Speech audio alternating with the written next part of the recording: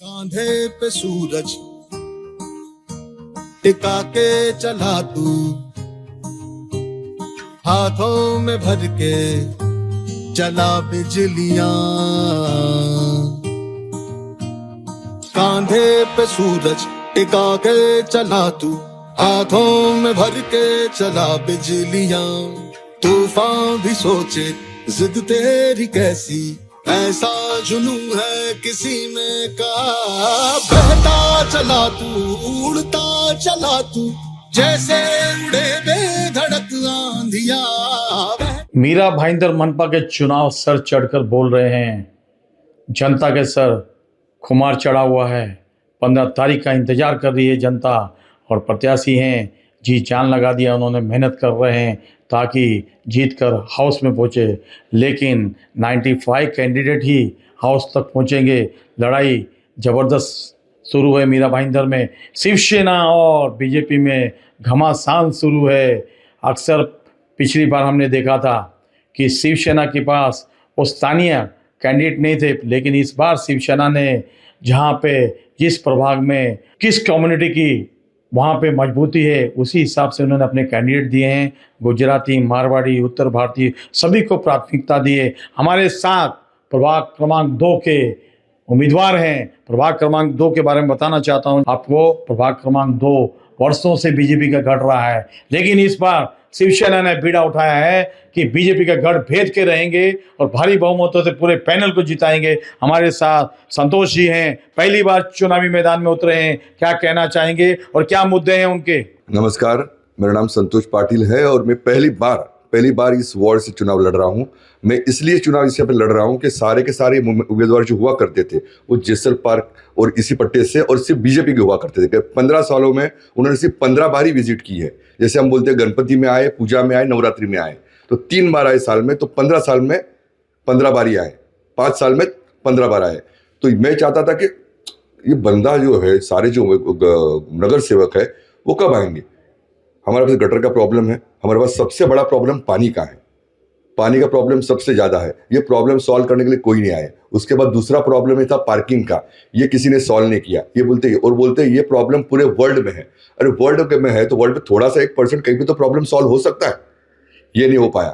तो इसके लिए मैं खुद यहाँ से चुनाव लड़ रहा हूँ और मुझे पूरा विश्वास है कि मैं इसमें परिवर्तन करके रहूँगा। क्योंकि मैं कितने लोगों से हम लोग सुबह से मिल रहे हैं। हम लोग खाड़ी पे जाते हैं, चौपाटी जाते हैं, कुछ कट्टों पे जाते हैं, चाय कट्टों पे। उन्होंने मुझे क्लियर, हमसे बात करते बोलते हैं कि हमको परिवर्तन चाहिए, वी वांट चेंज। और हमको चेहरे भी नवीन चाहिए, सिर्फ पार्टी नहीं चाहिए, हमको चेहरे भी नवीन चाहिए। इसलिए ये हम लोग करके रहेंगे और इस बार हमको पूरा विश्वास है कि हम लोग परिवर्तन ला के रहेंगे। देखिए, आपने कहा कि हम परिवर्तन लाएंगे। सबसे बड़ी समस्या तो युवाओं की है। युवाओं के लिए कोई सोचता नहीं। यहाँ की जो बच्चियाँ पढ़ने दूर जाती है, शिक्षा का विषय, उनके लिए कोई सोचता नहीं। उनके लिए क्या करेंगे? उनके लिए अभी 2 दिन पहले सरनायक साहब ने हमको एक गोल्डन अपॉर्चुनिटी दी है। उन्होंने कहा कि अभी मीरा भाईंदर की खुद की यूनिवर्सिटी रहेगी। जैसे मुंबई यूनिवर्सिटी है तो मीरा भाईंदर की खुद की यूनिवर्सिटी रहेंगी। उसमें युवाओं को उस माध्यम से बहुत सारी योजनाएं मिलेंगी, जिसमें सरकारी योजनाएं बहुत सारी है जो पालिका के माध्यम से होती है। ये बहुत बच्चों को मिल नहीं पाती। तो इसमें समझो फ्री कंप्यूटर हो सकता है, फ्री कंप्यूटर टीचिंग हो सकती है। ये सब चीज़ें नहीं मिल रही है। और उनको जैसे MPSC UPSC के एग्जाम के लिए, जैसे अभी हमारा कला दलन वहाँ पे खुला है सरनायक साहब के माध्यम से, उसमें MPSC UPSC की एक बड़ी लाइब्रेरी बनी हुई है। उसमें वो लोग वहाँ पे पढ़ सकते हैं। AC लाइब्रेरी है, जाकर वो पूरा अपना अभ्यास कर सकते हैं। उधर मार्गदर्शन शिविर किए जाते हैं और बहुत बड़ा कला दालन है। ये सब लोग को देखना चाहिए युवाओं ने। देखिए, किस तरह इन्होंने कहा है। वाकई में परिवहन मंत्री प्रताप सरनाईक ने स्वर्गीय बाला साहब कला दालन बनाया है और इतना भव्य आलीशान बनाया है। और वहाँ पे UPSC MPSC काफ़ी बच्चों के लिए प्रशिक्षण दिया जाता था कि यहाँ के बच्चे UPSC MPSC में जाकर बड़े अधिकारी बने, देश का नाम रोशन करें। हमारे साथ सुरेश पुरोहित जी, उनसे भी जानते हैं क्या कहना चाहेंगे, क्या विज़न है, क्यों जनता उनके वोट करे। नमस्कार। यहाँ मीरा भाईंदर में यहाँ चारों कैंडिडेट बीजेपी के थे।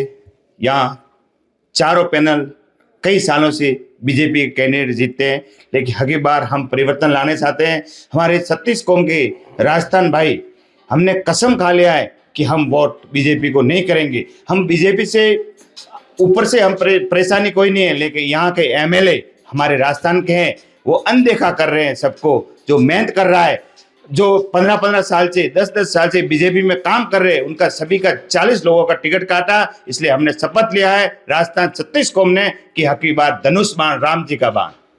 देखिए, मैंने कल ही आपकी सभा देखी, प्रताप सरनाईक उस सभा को संबोधित कर रहे थे और हजारों की संख्या में उस सभा में लोग शामिल थे, जिससे लग रहा था कि इस प्रभाग नंबर 2 में शिवसेना के उम्मीदवार शक्ति प्रदर्शन कर रहे थे। कहीं ऐसा तो नहीं?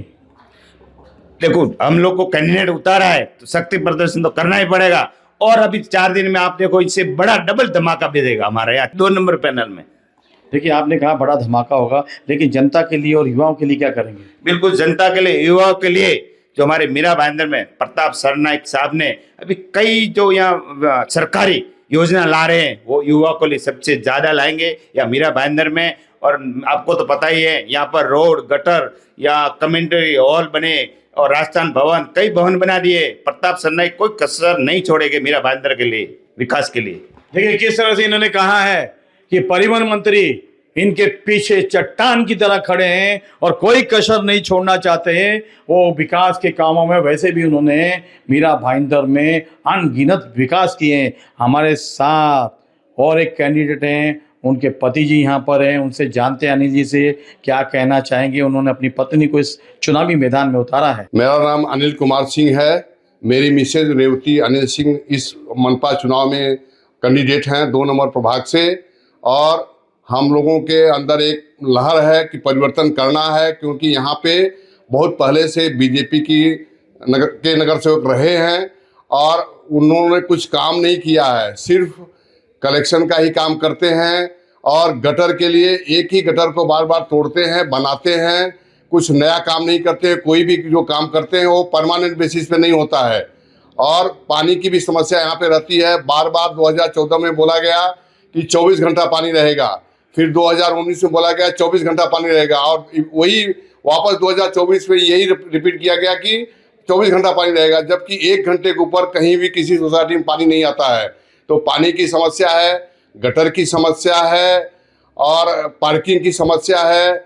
इसके अलावा ये जो सारे जगहों पे ये लोग 7/11 का प्राइवेट लिमिटेड कंपनी खोलना चाहते हैं, उसको बंद करना है और पूरी सोसाइटी को नए ढंग से डेवलप करना है। यही हमारा मेन उद्देश्य है।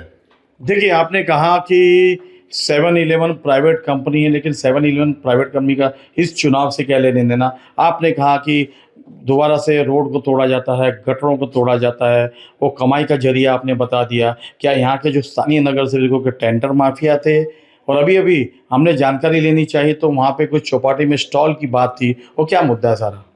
ऐसा है, मुद्दा है कि आज के 2 साल 3 साल पहले ये लोग 2 साल 3 साल पहले क्या 5 साल पहले लोगों ने बहुत ज़्यादा कोशिश किया था कि यहाँ पे स्टॉल लगाया जाए 15 से 20 चौपाटी पे, जो कि वॉकिंग के लिए है, जहाँ पे हजारों लोग सुबह में आते हैं, सुबह और शाम हजारों लोग वॉकिंग के लिए आते हैं। ये लोग पूरा प्रपोजल बना करके मनपा में डाल चुके थे और वहाँ से प्रपोजल भी तय हो गया था कि एक नगर सेवकों को 2-2 3-3 स्टॉल अलॉट किया जाएगा, जिससे उनके खानदान के लिए, उनके आने वाली पीढ़ी के लिए कमाई का एक जरिया बनेगा। इसका स्ट्रांग ये विरोध हुआ। विरोध करने के बाद चौपाटी बचाओ का एक आंदोलन निकाला गया और मनपा में जाकर के लेटर दे के प्रयास करके उसको रद्द कराया गया। और इसके बाद ये लोगों का क्या है, टेंडर लेते हैं, पुराने हो चुके हैं, इनकी पहचान है, तो ये अपने आदमियों के द्वारा टेंडर निकलवाते हैं, टेंडर उनके नाम पे अलॉट कराते हैं और उसका कमीशन एक तो सरकार की तरफ से लेते हैं, एक नगर सेवक की तरफ से लेते हैं, दूसरा इनके आदमियों से ये लेते हैं। इन लोगों का यही काम, केवल पैसा कलेक्शन का ही काम है। विकास के काम पे 1 पैसे का भी इन लोगों का ध्यान नहीं रहता है। देखिए, किस तरह से इन्होंने कहा है कि पुराने जो नगर सेवक हैं सिर्फ और सिर्फ टेंडर माफिया हैं, कमाई के लिए नगर सेवक बने हैं, अपना घर भरने के लिए बने हैं। और यहाँ पर चौपाटी बचाओ जो समिति थी, हमें भी ज्ञात है कि काफ़ी आंदोलन भी हुआ था, उस आंदोलन में स्टॉल भी रद्द किए गए थे। और हमेशा से यहाँ के जो रहवासी हैं, चौपाटी के जैसर पार्क में रहने वाले रहवासी, उन्होंने कई बार विरोध किया है स्थानीय नगर सेवकों का। अब देखना है हमारी खबर का असर किस तरह होता है और जनता किस तरह लेती है। 15 तारीख को जनता किसके साथ खड़ी रहती है और 16 तारीख को किसके सर ताज पहनाती है, ये तो आने वाला वक्त बताएगा। कैमरा मैन प्रभान के साथ शशि शर्मा।